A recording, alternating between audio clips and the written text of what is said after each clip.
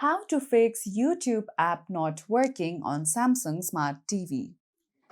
So first of all, go to Settings. Now from here, choose All Settings. From here, scroll down below and go to Support. From here, go to Device Care.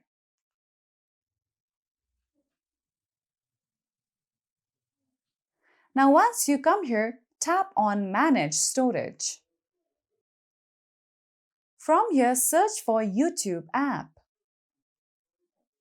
Now, once you see YouTube application, just go ahead and select View Details. From here, all you would have to do is select on the option of Clear Cache. Now, another step you could do in order to fix your issue is that once you come to the main home screen, go to Apps.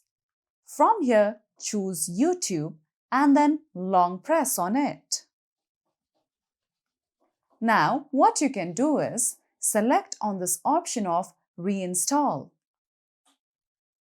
Wait for some time. Now, another step you could do in order to fix your issue is that, again, long press on YouTube app. From here, just go and select View Details.